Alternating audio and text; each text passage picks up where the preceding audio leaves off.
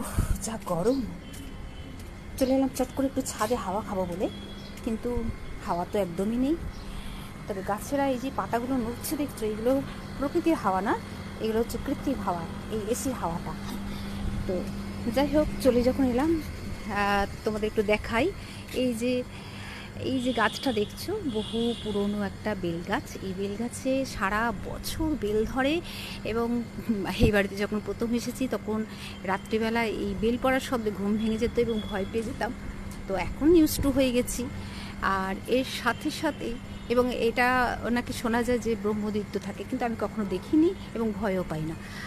আর এই পাশে একটা নিম গাছ আছে তার সাথে, এবং এই যে লাল রঙের অ্যাসবেস্টাস দেখতে পাচ্ছ, এইটা হচ্ছে বলরাম মন্দিরের এর ছাদ। যেটা নিশ্চয়ই সবাই জানো যে রামকৃষ্ণদেব অসুস্থ অবস্থায় যে বলরাম মন্দিরে উঠেছিলেন, এবং প্রচণ্ড ভক্তদের ভিড় হয়।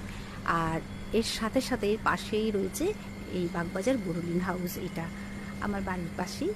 আর এই যে দেখতে পাচ্ছ, এই যে গাড়ি যাচ্ছে সেন্ট্রাল এভিনিউ, হ্যাঁ, তো ওর পাশেই রয়েছে মাঝখানে গিরিশ ঘোষের বাড়ি, সেন্ট্রাল এভিনিউ।